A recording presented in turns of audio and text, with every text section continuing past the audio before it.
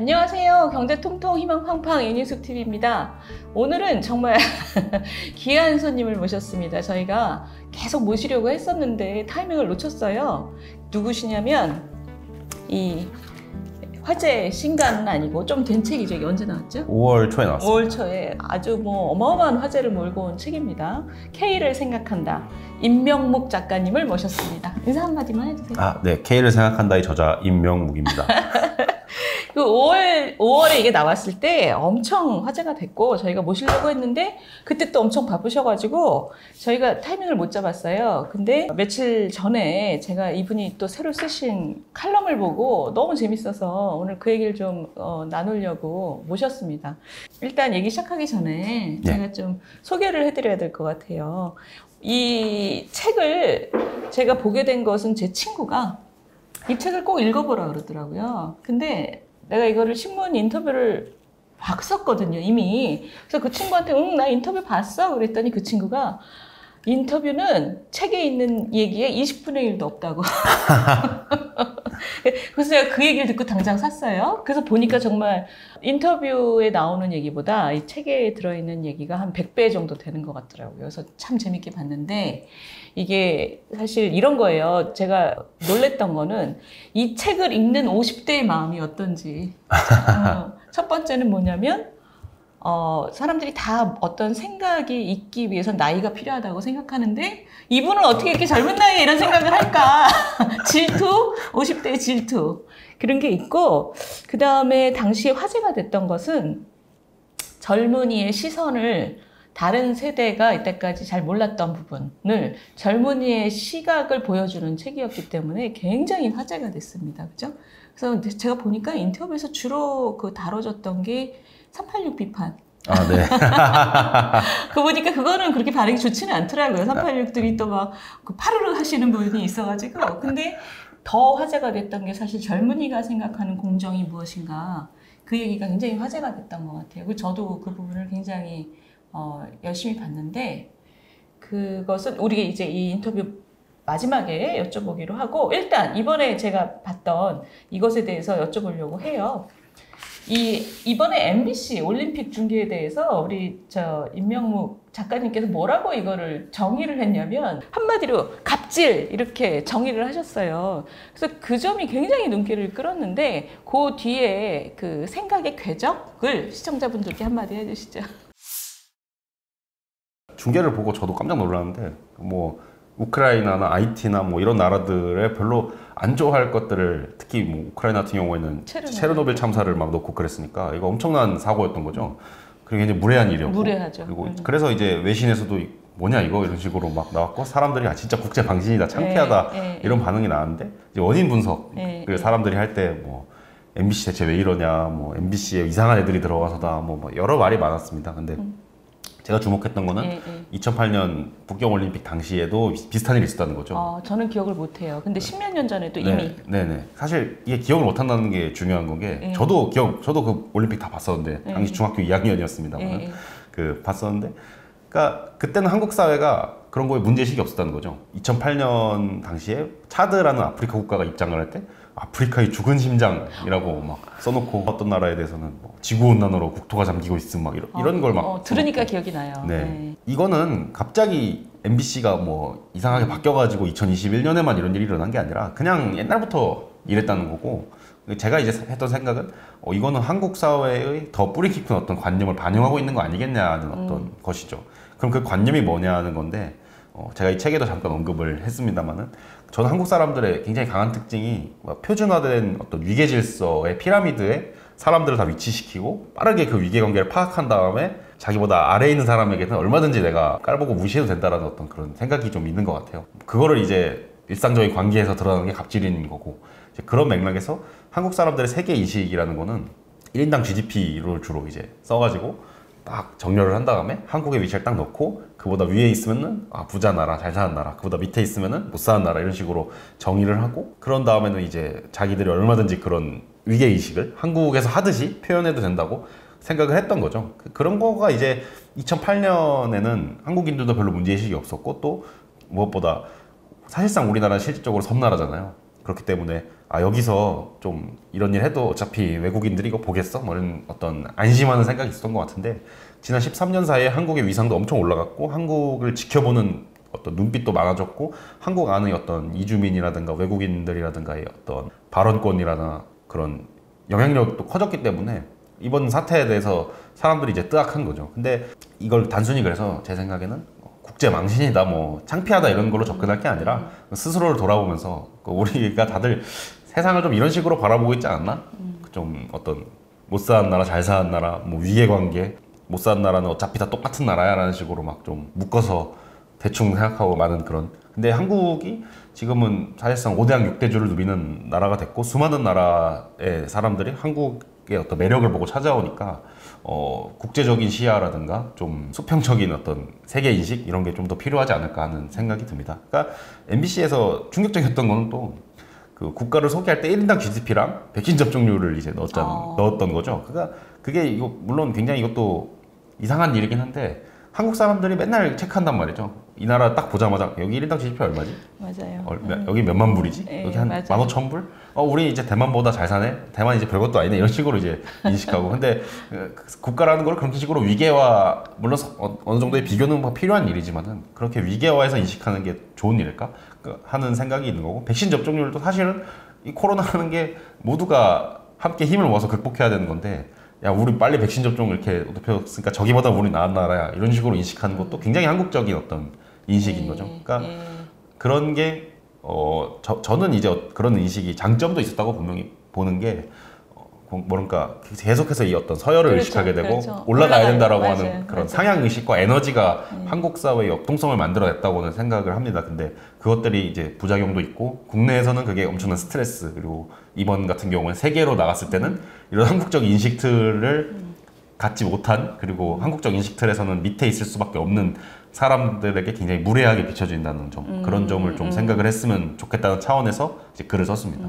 이 책에도 사실 우리 임 작가님의 살짝 그런 지적이 나와요. MBC 중계를 가장 먼저 지적하고 문제를 제기한 것이 우리나라 바깥에서가 아니라 우리 안에서 국내 우리 국민들이 먼저 지적을 했다는 거죠. 그 얘기는 사실 살짝 낙관적인 어떤 징표를 보여주는 거잖아요. 그러니까 우리 살아가는 모습이 우리 생활 수준이나 소득 수준에 맞지 않게 아직 너무 품위가 없다.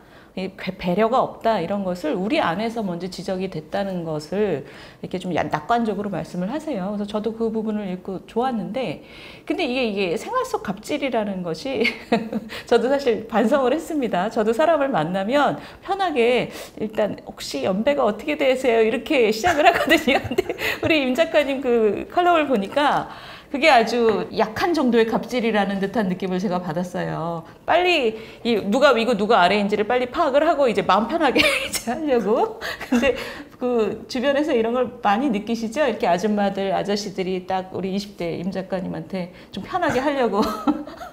근데 사실은 한국 사회에서 그러니까 수직화된 어떤 표준화된 위계 질서의 전형이라고 할 수 있겠는데 나이 같은 경우에는 어쩔 수 없는 면이 있죠. 그러니까 이거는 사실은 젊은 사람들도 아마 확인하고 싶어 할 겁니다. 아, 그래요? 네. 빨리 이제 체크하고 아래에 있으면은 그래 내가 27살인데 뭐 29살 뭐 오케이 뭐 이런 식으로 이제 빠르게 이제 확인하고 싶어 하는 거는 누구나 갖는 어떤 욕망일 것 같고 문제는 이제 이렇게 파악을 하는 것까지는 좋은데. 한국 사회의 또 정보를 확인하고 빨리 자기의 위치를 만들고 싶어 하는 어떤 그 욕망이 있으니까.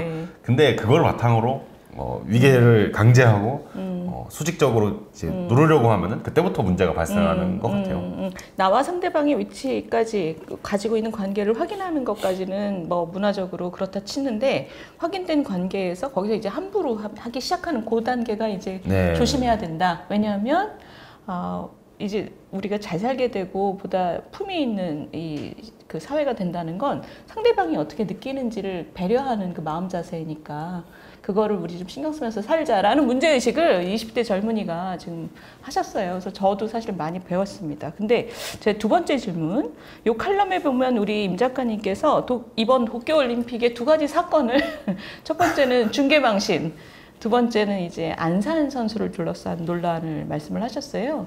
그래서 사실 우리 20대 임 작가님이 이 사건을 어떻게 보시나, 이게 사실 지금 이대남 이대녀 갈등 속에 좀 위치한 것이기 때문에 어떻게 보셔요, 이걸? 안산 선수를 둘러싼 뭐 다양한 논쟁이 있었는데 일단 첫째로는 한국 사회의 젠더 갈등, 청년층의 젠더 갈등이 주류 사회나 기성 사회에서 애들끼리 남자애들 여자애들끼리 대충 저러다 말겠지 수준을 넘어서 현실 사회에서도 상당한 어떤 주의를 기울여야 되는 그런 사소하지 않다. 네네네.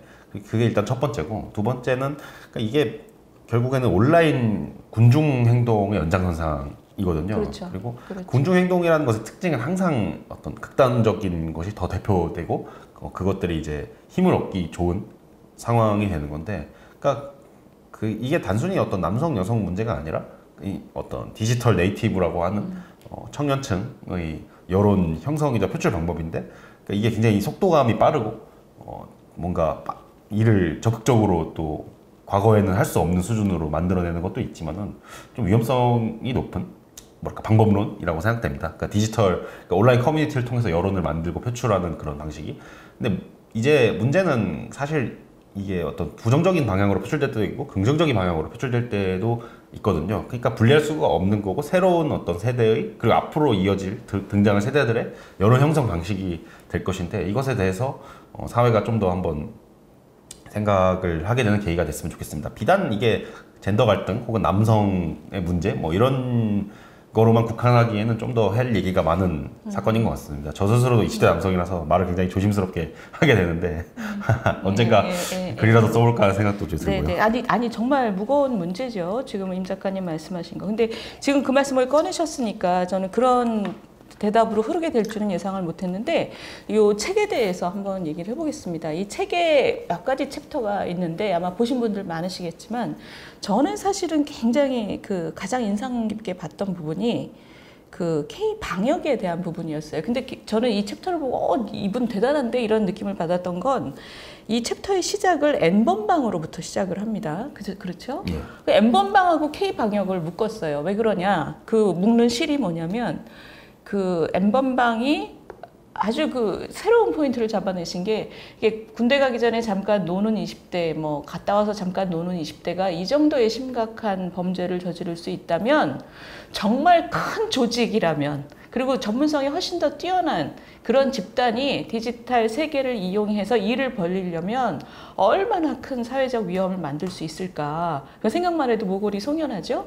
근데 거기서 얘기를 어떻게 끌고 가시냐면, 그런 큰 위협이 이제 우리나라에 있고, 그 큰 위협에 대응할 수 있는 건 사실 국가밖에 없고, 개인이 대응하기 너무 큰 적이고, 근데 그거랑 같이 이제 이번에 바이러스가 온 거죠. 그것도 큰 일이고, 거기에 대해서 제대로 대응할 수 있는 건 국가고, 국가의 힘이 커져야 되는 거고, 그러면 거기서 이제 나오는 문제가, 그 국가의 힘이 개인의 자유를 증진하는 방향으로 가기 매우 어렵다. 이 적하고 싸우는 과정에서 개인의 자유는 위축될 수밖에 없다. 그러면 이런 적들을 물리쳐주는 국가하고 개인의 관계에서 개인은 어떤 존재여야 되는가? 국가에게 나의 모든 생각의 힘과 행동의 자유를 위탁해야 하는가? 그게 자유민주주의가 맞는가? 이런 질문이세요. 근데 아까 좀 전에 우리 안산 선수하고 관련된 이 논란에서 이 군중으로서 행동하는 것도 사실은 개인의 어떤 독자성과 자율성을 어떤 면에서는 이 그룹으로 위탁시키는 거잖아요. 사실 굉장히 맥이 잘 맞는 얘기인데, 제가 주목했던 거는 이 챕터는 굉장히 비관적으로 끝나요. 다른 챕터하고 달리 이 K 방역, 코로나 바이러스에 대한 K 방역에서 정부는 뭐 개인의 자유를 증진하는 방향으로 했다고 우기지만, 이게 굉장히 날카로운 시각으로 그렇지 않다. 우리는 중국하고 가까운 방식이다. 오히려 개인의 자유를 위축시키고 위협하는 방식으로 갔는데, 앞으로 어떻게 될 것이냐. 본인의 입으로 한번 말씀을 해주시죠. 저는 굉장히 비관적으로 읽었습니다. 좀 설명을 하자면은 K 방역에 대해서 뭐 자유나 민주나 뭐 개방성적인 가치가 얘기가 됐지만은 정부만 그랬죠, 사실은. 예. 실제로 작동했던 방식을 보면은 생산 능력이 중요하게 작용했고, 그렇죠. 급할 때 마스크라든가 의료 장비라든가를 빠르게 한국의 제조업 기반으로 조달할 수 있는 능력, 그리고 두 번째로는 저는 총력전 체제가 중요했다고 보는데, 그러니까 군부 독재 시절에 만들어진 어떤 병행국가적 면목, 그러니까 주민에 대한 어떤 식별번호, 주민등록번호로 상징되는 그걸 부과하고 개인정보라든가 이런 걸 좀 무시하고 추적하고 격리하고 그 다음에 의료자원들, 한국의 의사들은 최고의 어떤 엘리트 집단인데 의료자원들을 그냥 국가가 맘대로 동원에다가 이제 뿌렸던 거잖아요. 위기 상황에서. 그렇죠. 그러니까 그런 어떤 동원 능력이 중요했던 거고, 세 번째로는 이제 제가 이제 디지털 멍석말이라고 표현한 멍석말이. 예. 그러니까 확진자가 딱 뜨면은 동선이 딱 그렇죠. 이제 그렇죠. 표시가 되고 그렇죠. 그러면은 그 사람에 대한 사회적 비난이 가해지고 그렇죠. 그러면 사람들이 그게 무서워서 병은 걸리면은 뭐 젊으면 낫는 거 아니야 이러는데 사회적인 비난은 반영구적으로 가게 되는 거잖아요. 그러니까 그런 위축시키는 거, 그러니까 공동체의 그런 집단 감시를 통해서. 그렇죠. 그러니까 요컨대 이런 것들이 중요하게 작용했지. 정부의 어떤 홍보가 이제 작용을 했냐 보면은 좀 어려운 면이 컸고, 그런 거는 우리랑 문화적이나 행정적인 면에서 비슷한 중국에서 보인 것과 이제 유사하다는 게 이제 제 주장이었죠. 근데 제가 이제 그 챕터를 좀 비관적으로 끝낸 이유는, 그러니까 결국에는 중국이나 한국이나 사람들이 서구의 어떤 그런 방역을 보면서 굉장히 이거를 이제 우습게 봤단 말이죠. 사회가 바이러스에 제대로 대처하지 못하고 확진자 막 몇만 명씩 나오고 혼란한 그런 모습들을 보면서, 그러니까 그래서 서구인들도 아마 동아시아를 보면서 놀랐을 겁니다. 저기는 자유를 저런 식으로 함부로 다루지만은 바이러스 굉장히 잘 막았네. 분명히 좋다. 네. 이런 생각을 하는 사람들이 있을 거란 그렇죠. 말이죠. 그 어떤 식의 체제 경쟁 국면이 작동을 한 거고. 그렇죠. 제가 이제 거기서 비관적으로 본 어떤 이유는 네.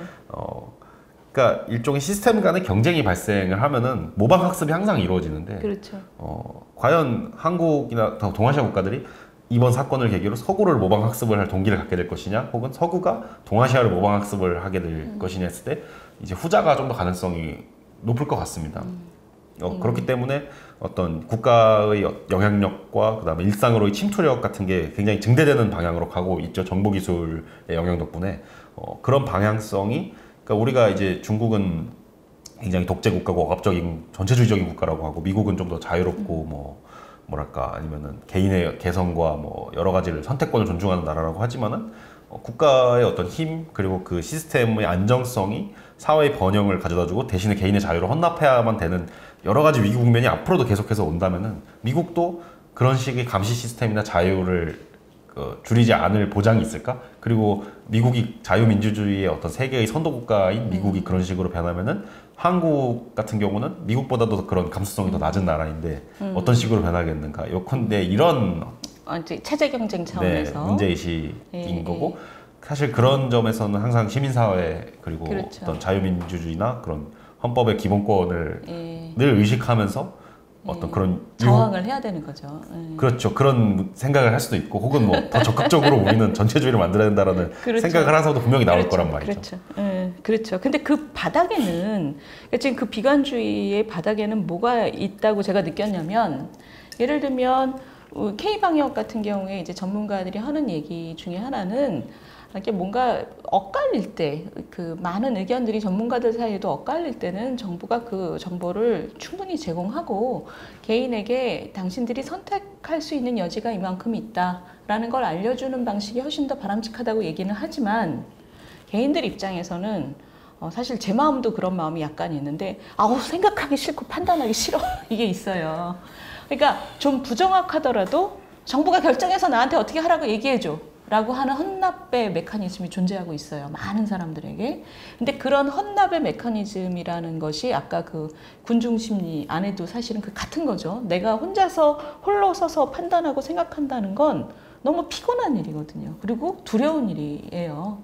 그 두려움과 그 어려움을 무릅쓰는 개인의 존재라는 게 사실 자유민주주의의 아주 바닥에 존재하는 거죠. 근데 지금 큰 위협이 다가왔을 때 그것을 기꺼이 우리가 보다 높은 존재에게 헌납해버리는 것은, 이게 앞으로 우리가 이 국가와 개인 간의 관계에 있어서 이런 헌납의 메커니즘이 계속 작동할 거다. 이건 체제 경쟁의 밑바닥에 있는 거죠.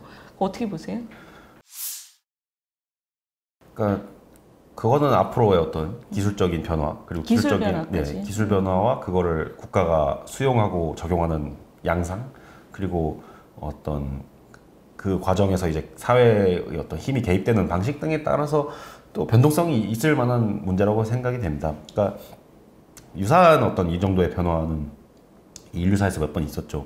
2차 산업혁명에 따른 대중사회의 등장이라든가 그러니까 전기와 내연기관으로 상징되는 굉장히 그 중산층 대중사회 등장인 건데, 그러니까 그거를 어떤 식으로 조직할 것인가를 두고 자유민주주의랑 공산주의랑 파시즘이 이제 경쟁을 그렇죠. 했었단 말이죠. 그때 이제 특정한 방법론으로서 자유민주주의가 개인의 어떤 자유와 국가 시스템의 힘을 굉장히 조화를 잘 시켰고, 거기서 만들어진 혁신의 힘과 시장에서의 경쟁력을 바탕으로 처음에 파시즘을 전쟁에서 이겼고 다음에는 공산주의를 체제 경쟁에서 이겼듯이, 그러니까 미국이나 중국 같은 경우에도 어떤 그런 식의 균형점을 어떤 식으로 찾아낼 것인가, 결국에는 개인의 자유만이 만들어낼 수 있는 역동성이 있는 거고 국가 시스템이 줄 수 있는 안정성이 있는 건데, 그 앞으로 아까 말했던 기술 변화, 사회의 어떤 대응, 그리고 국가의 수용과 적용이라는 면에서 그 균형점이 어디에 놓이게 될 것인가는 이제 그걸 만들어간 사람들의 몫이 맞는 것 같습니다.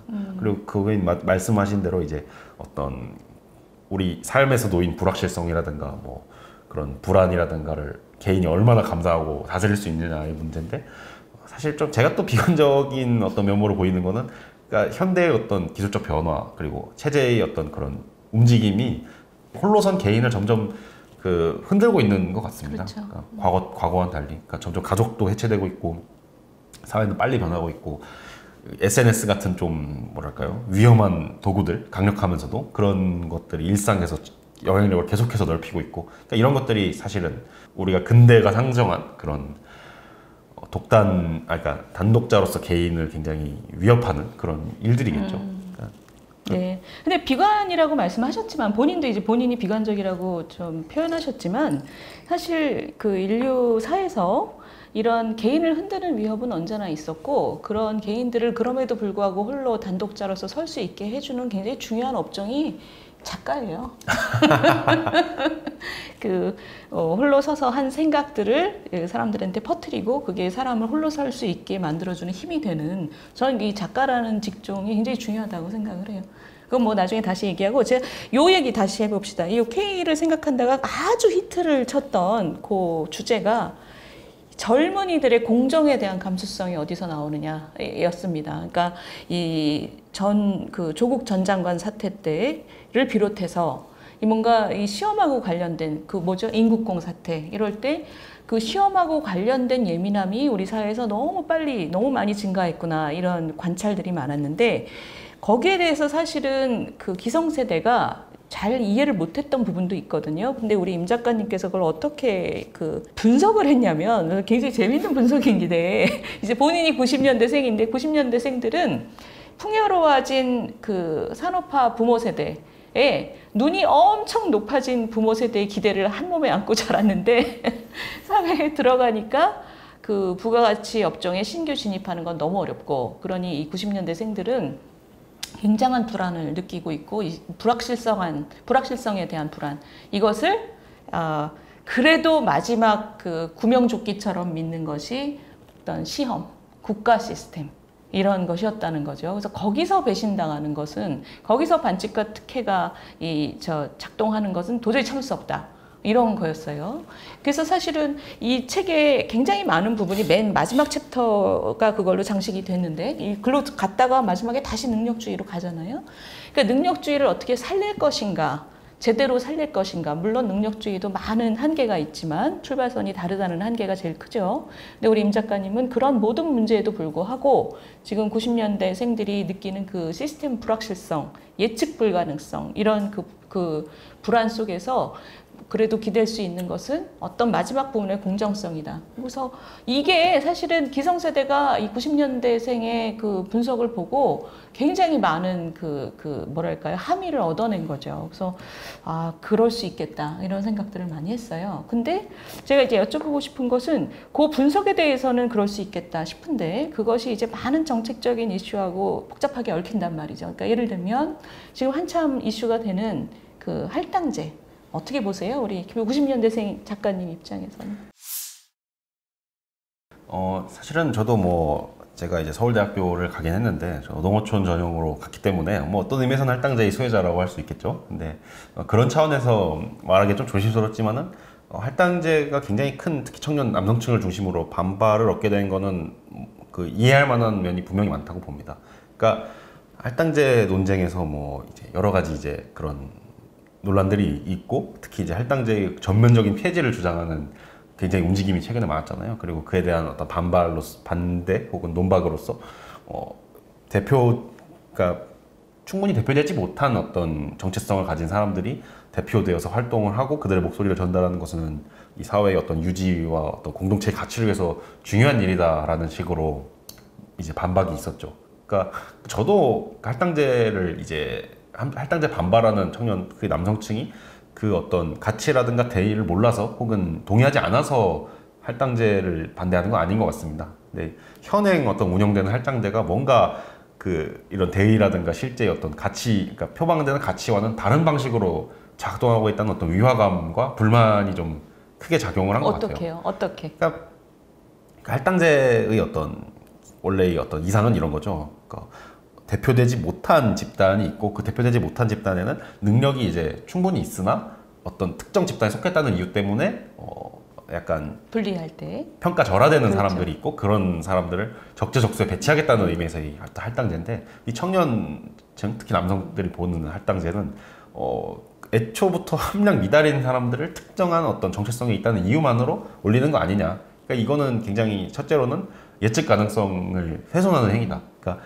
내가 이만큼의 노력을 갖추고 이만큼의 어떤 역량을 확보를 했으면은 이런 보상이 와야 된다라는 어떤 그 불안한 가운데에서 믿고 싶은 거 있는 건데 이제 그런 게 교란된다는 것에 있어서 불만이 좀 큰 것 같고 두 번째로는 그런 함량 미달인 사람들이 들어오면 일종의 시스템이 제대로 운영되지 못하는 족벌주의가 되는 거 아니냐는 비판이 또 있을 것 같습니다.